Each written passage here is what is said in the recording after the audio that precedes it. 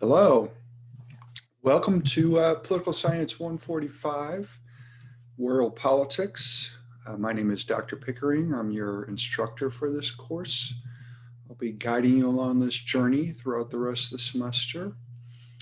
And to kick off the course, I thought we'd talk about why we need to study international relations, why it's important for the world and for you and for me and for everyone. And we need to talk about what international relations is. How do you define this phenomena? What is it? And I'm using international relations and world politics interchangeably here because international politics, international relations, world politics, they're all often used to signify the same thing. So what is international relations? How do we define it? International relations is one of those phenomena that you say,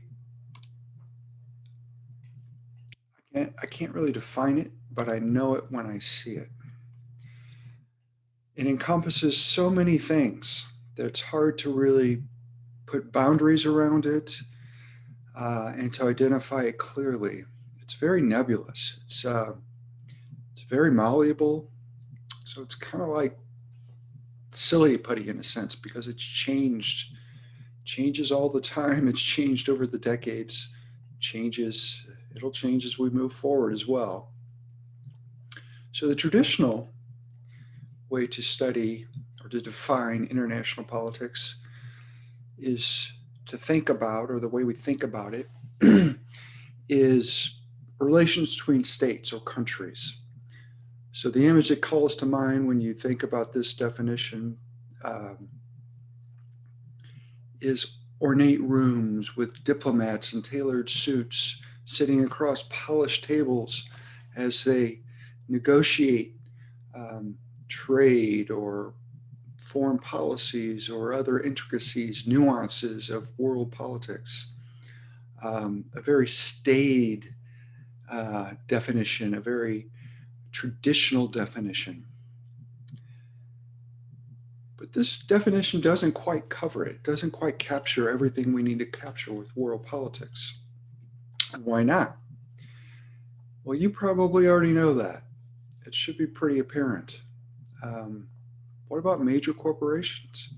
What about Apple or Samsung that creates our phones, or Exxon, GM? There are all sorts of major global corporations, and they often have more revenue than multiple countries around the world. Even larger security forces. If you look at some countries' militaries, Walmart has a bigger annual revenue haul. They earn more in revenue than Greece, pretty important European country, has in GDP every year. Greece is the home of modern democracy. So this staid traditional definition doesn't include corporations. What about other actors that aren't states that have a big impact? Terrorist groups, ISIS, Al-Qaeda, revolutionary groups, separatist groups. There are all sorts of non-state actors that have an influence on world affairs. An interesting group from my recent research that I spent some time looking at is something called the Mai Mai rebels in Congo. Congo had two devastating wars. The second one was the most devastating. It was called Africa's World War. Brought in multiple nation states from the Central African region and led to horrible human consequences. But these rebels, this rebel group, was daunting in part because young men, mainly in this rebel group, would meet with witch doctors, and they were given potions and necklaces, and that they were told that they've been given magic and they were impervious to bullets. So you have these people running headlong into national militaries or other rebel groups, um, absolutely not fearful of, of fire from arms. And that's an intimidating sight. But anyway, all these types of groups, these non-state actors, have a huge impact on world affairs, and they're not new. Think about the British East India Company that centuries ago largely controlled all of India and major trading routes around the world and had their own military, which was more imposing than most countries around the world outside of Europe. So, given this, some people have argued that a broader definition of international relations is necessary. And some scholars use something that's very encompassing. They argue that international relations should be defined as the total set of human interactions across national borders. Everything. So this includes travel, includes pen pals, it includes multinational corporations, trade, and also those traditional government interactions. By this definition, when the Texas Rangers play the Toronto Blue Jays in a Major League Baseball game, that's a form of international relations. Of course, I have relatives in Texas, and they'd argue that the United States wasn't part of that interaction at all. The Texas is its own entity on the world stage. I'm not going to go there. But this definition doesn't really, it's not really up to snuff either. It's lacking as well. It doesn't capture what we really want to capture. And that's because not all of these interactions are equally important.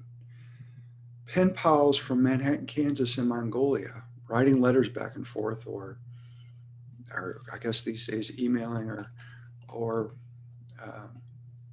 using an app, WhatsApp or something like that, it's just nowhere near as consequential as, say, a meeting of the Group of Seven, the most industrialized, wealthiest, economically powerful nation states on the world today.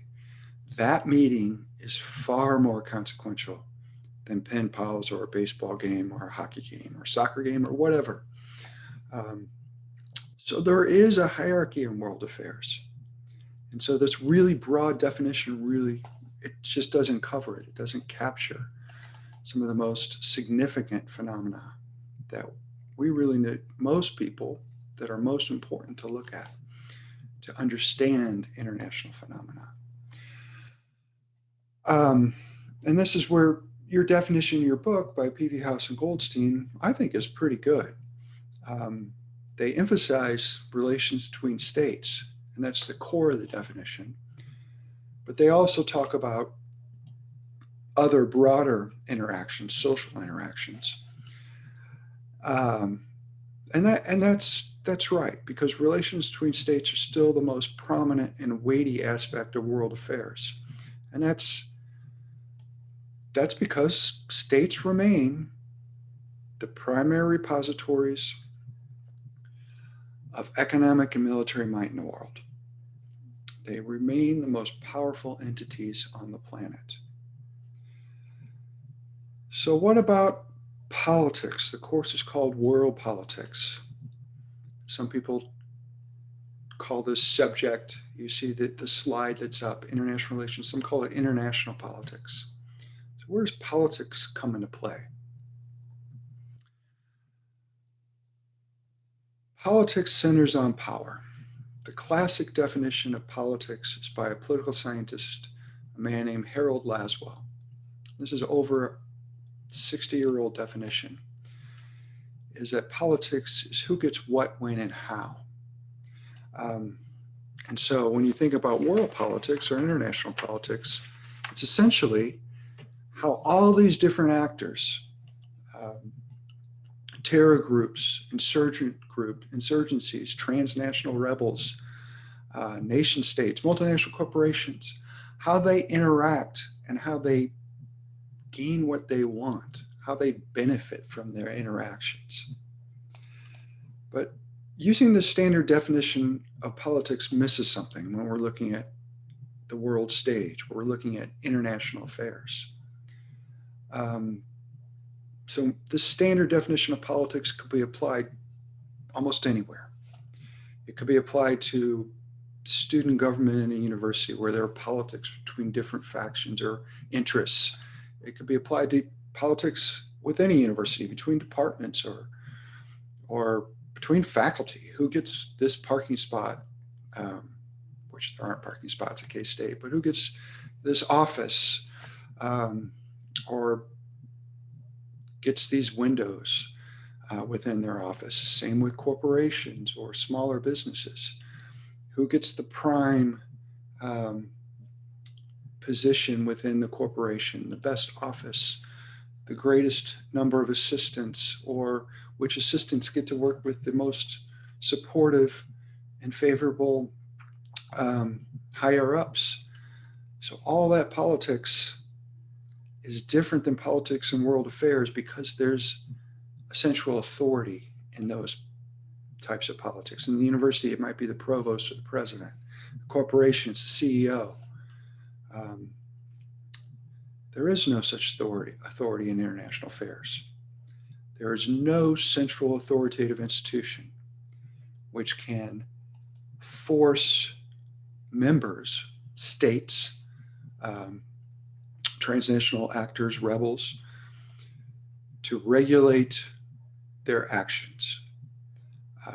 That's why some scholars argue that world politics or the international system is a decentralized political system. There's no center of power. There's no policeman on the beat that can force a state to do something against its will. There are no courts that can make binding decisions.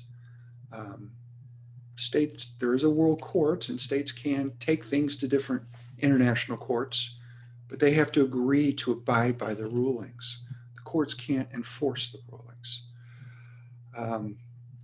So there's no center of authority. There's no equivalent of Washington, D.C.,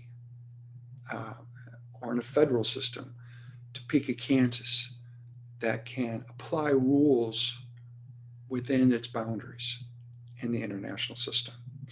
That's led some, we'll talk about this in a couple days, that's led some to characterize world affairs, international relations as a jungle, with states constantly preying on each other like wild animals in some kind of war of all against all and a survival for the fittest. This is Thomas Hobbes' imagery of anarchy, when there's no central authority, and the competition that occurs between states.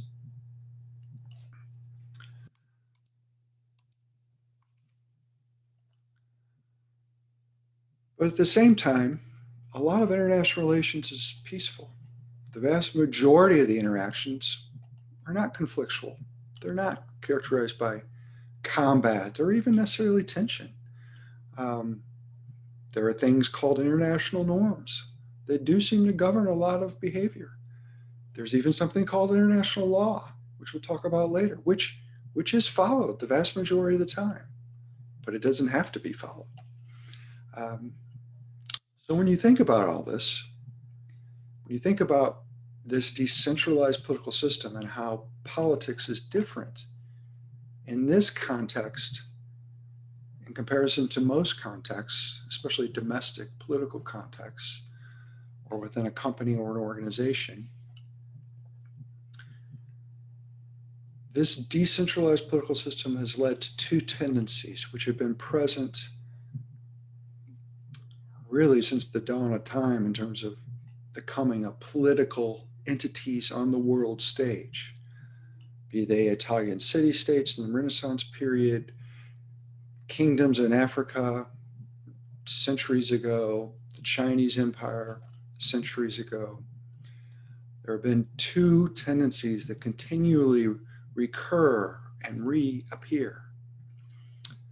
And the first is the struggle for power. Because there's no central authority, there's no one to protect you, states are constantly struggling for power within the international system. They're struggling for greater wealth and resources because they want their people to thrive. They're struggling for security. They build militaries. They guard their borders. They monitor any type of traffic or chatter that pose a threat or develop into a threat to their security or the security of their population. This is the struggle for power. And it can be peaceful in its aspiration because you're trying to make sure your people are safe and you're trying to ensure that your people have a slice of the global economic pie and can thrive and have beneficial lives because of economic gains within your country. But that leads to friction with others. It leads to tension with other states because they're also struggling for power. They're also struggling to gain access to resources and different elements of security. And that leads to constant tension and friction. And historically, it's led to war frequently. And this struggle for power goes on all the time, even though there's a great deal of cooperation, even though there are peaceful relations between states. But the struggle for power is always ongoing. So think about a current example. Think about the massive breach that occurred not that long ago in U.S. governmental and private corporations, the cyber breach from Russia that acquired data, may have acquired the ability to infiltrate and retain a presence on some of these cyber systems, computer systems, these networks for major corporations, for many government agencies. It's part of the struggle for power. Or China, huge data breach with the Office of Management and Budget in the United States in 2015. China acquired all this data on governmental employees and citizens throughout the United States. Again, and our allies. There's industrial espionage that occurs all the time. Prior to the cyber era, the cyber realm, I mean, we'd find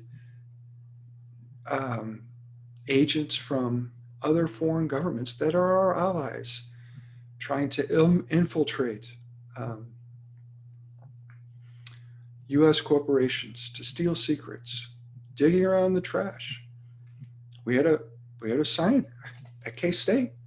There was a scientist that was arrested by the FBI because it was argued that he was sharing secrets with another foreign government.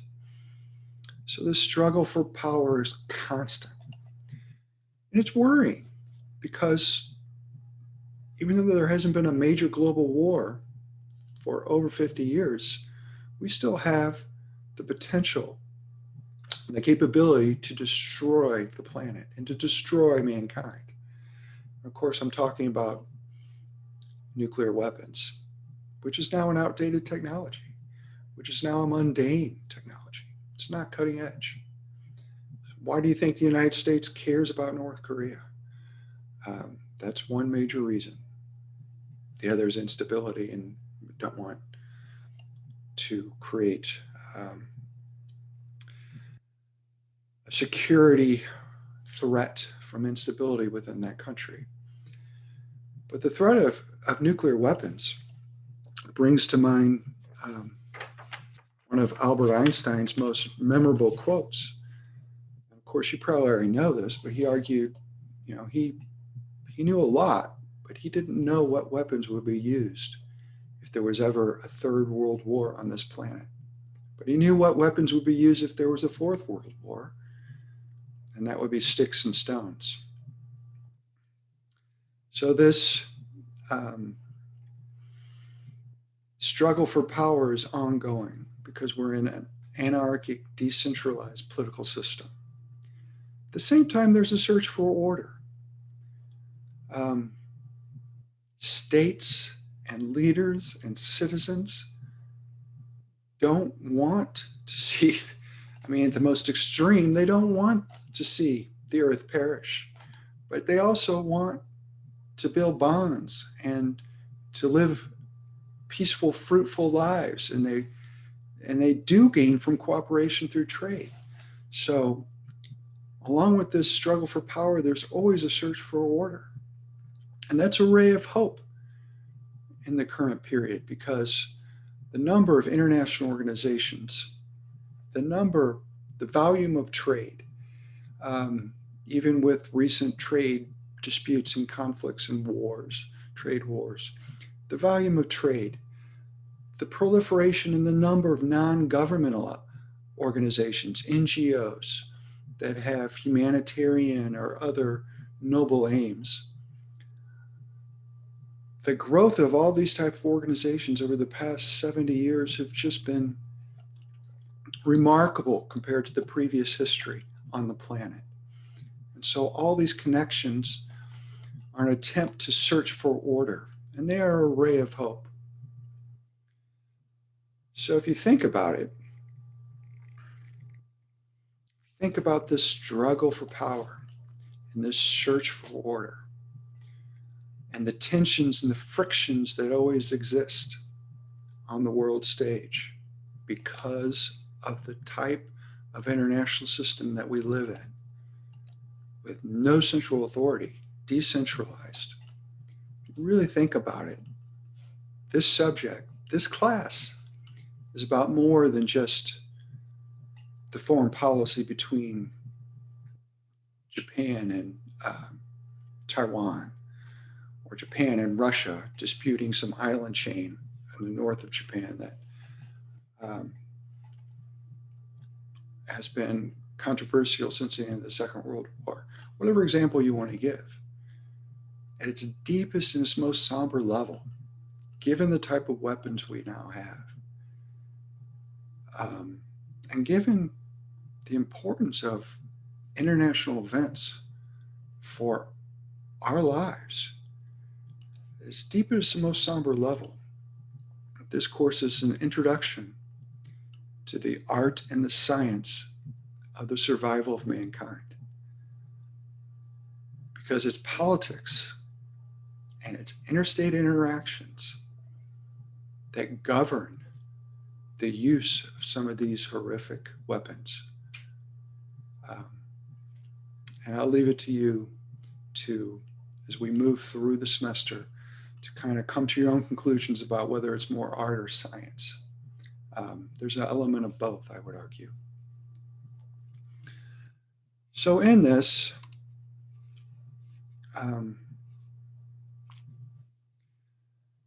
the desire for mankind to survive, and for us all to have beneficial lives and to thrive in peaceful environments, are one of the reasons it's important to study world politics or international relations.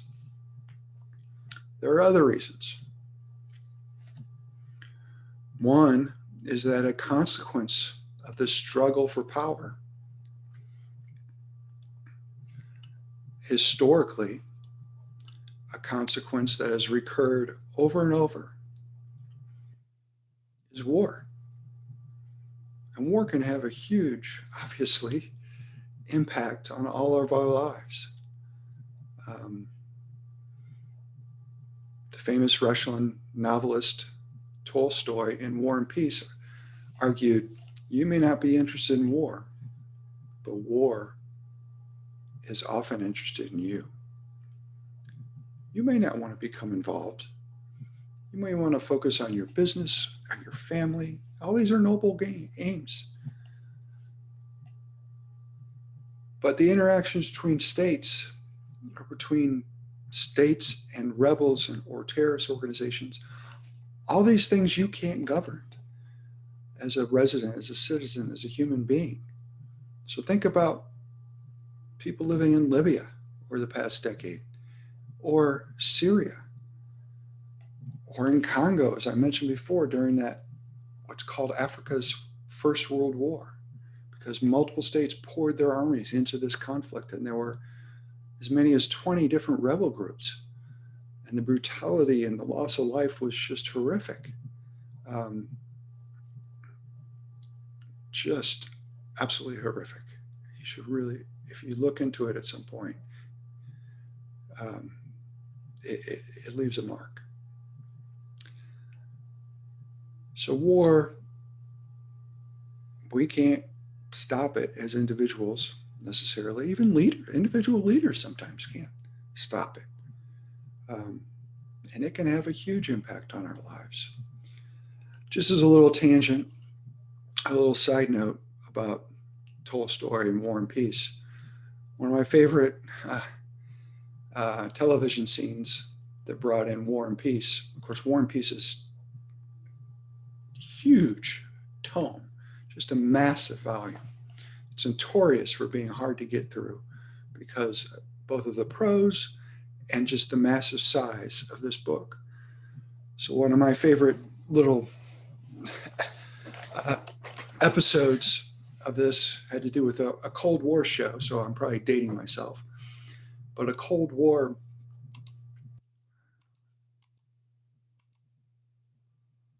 what happened here? A Cold War television show.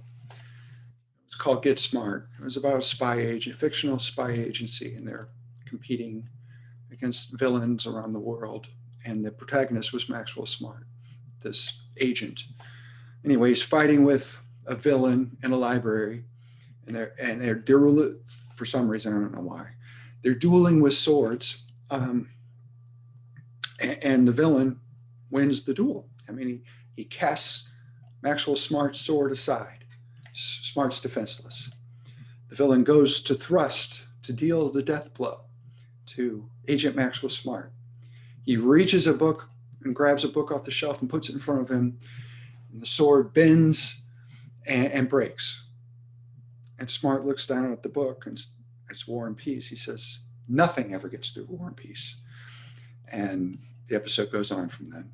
But it's not a light read. There are other ways international relations can have an impact on you. Of course, the international economy, and you saw I got ahead with my slides here. The international economy impacts your ability to thrive, your ability to gain employment. I mean, think about the change over the generations from, say, my parents' generation to the current generation. My parents' generation, college degree, high school degree, often had a stable, secure job, often a single family earner in that job, up until the 70s at least, maybe 80s. And it varies now, of course, by families. But that was all predicated on the US position in the global economy. As we came out of the Second World War, we were the only economy standing, advanced industrial economy standing. And so in the 50s, we controlled as much as 50% of the global product, everything built and produced in the world. And so American companies were thriving, and jobs were available that offered long-term security. But as countries recovered, and as the global economy became more complex, and trade intensified, of course, other countries have caught up to the United States. And we see ebbs and flows over recent decades. But the general trend has been, and it's a natural trend because we weren't going to be the only economy forever. Obviously, that was a phenomenon, a result of the war, and the devastation wrought by the war. But now it's estimated that the US perhaps controls about 20% of the global product, and depending on how you measure it, as low as 15% of the global product. That impacts your ability to gain employment, the type of jobs you have, the security of the corporations you're working with, the companies you're working with.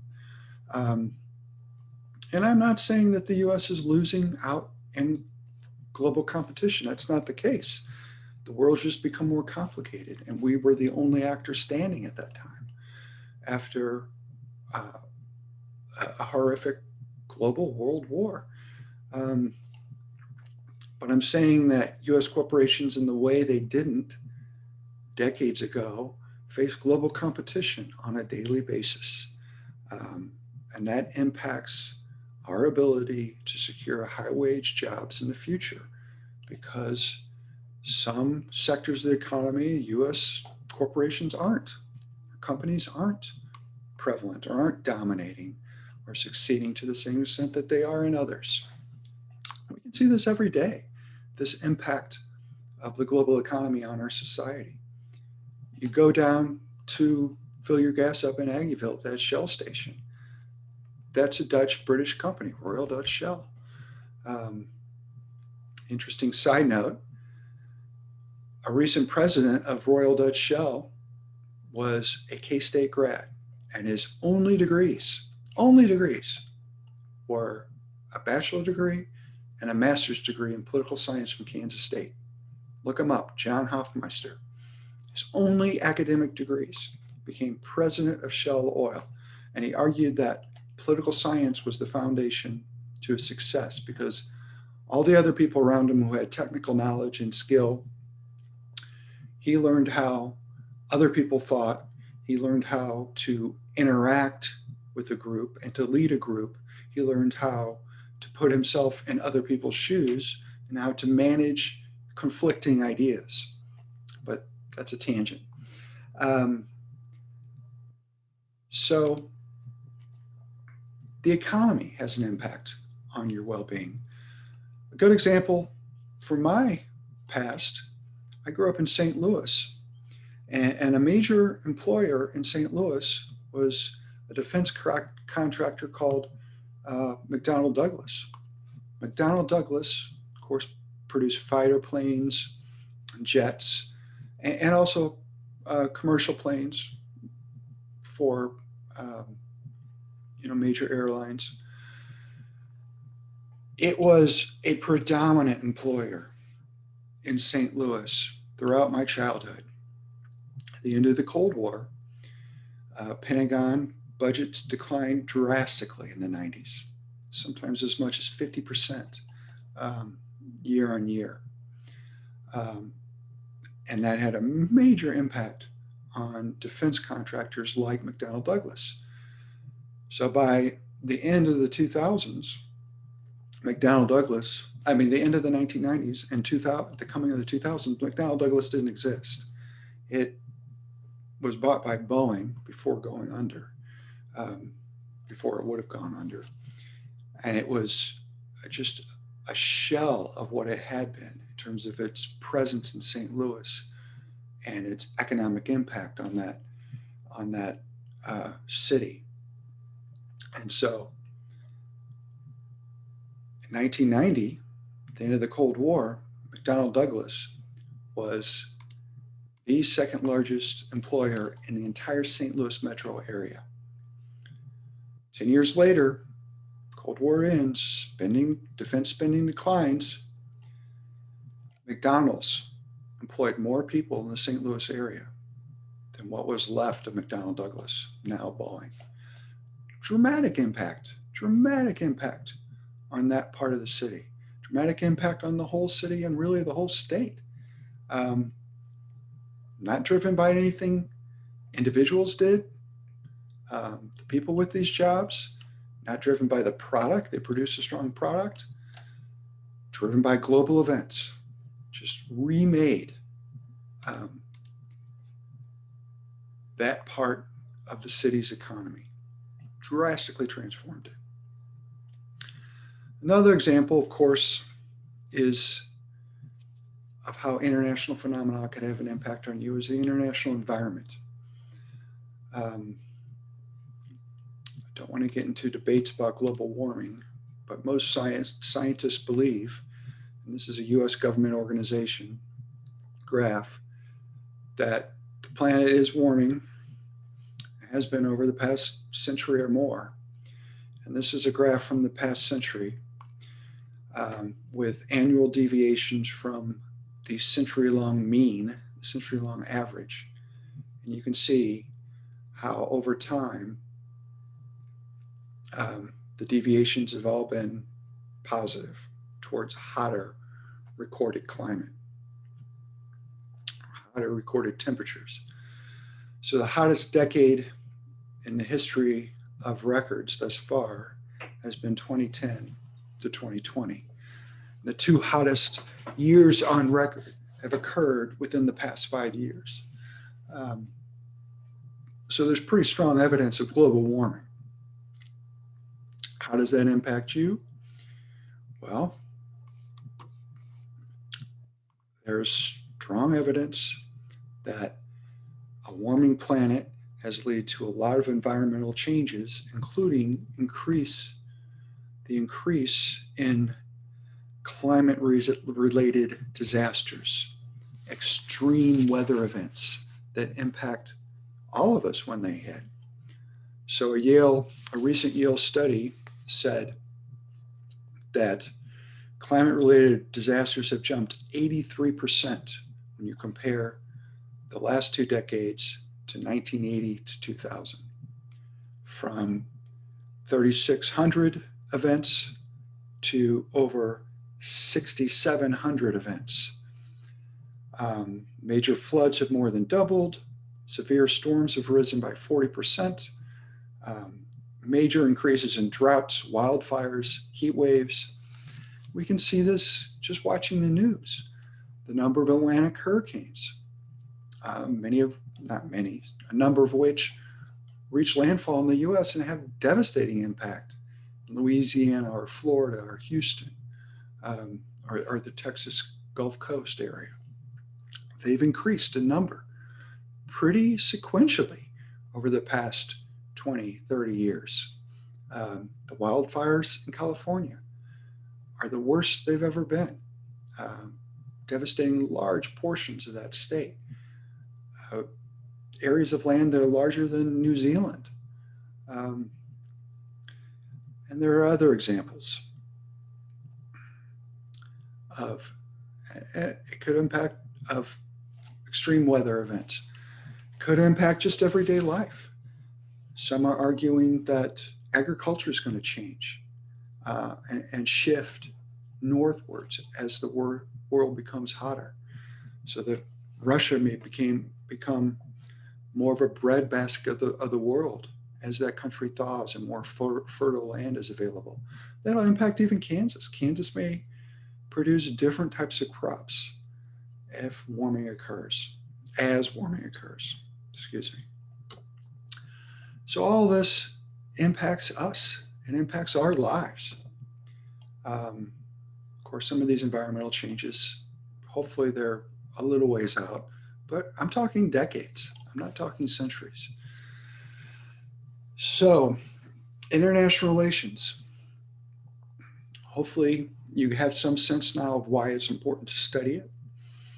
And really, the phenomena we've been talking about today kind of neatly divide kind of the first portion of our course and the second portion. The first portion, we're going to be talking about kind of traditional international relations topics, foreign policy, diplomacy, conflict and war.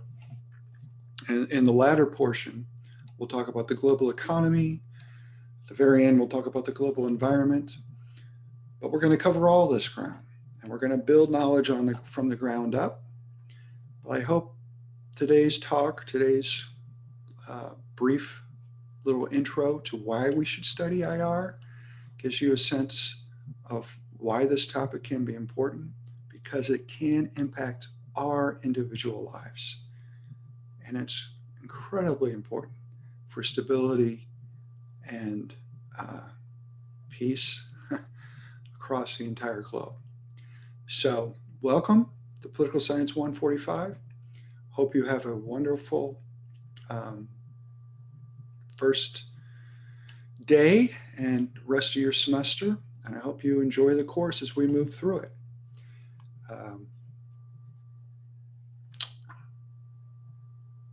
Take care, and I will talk to you shortly.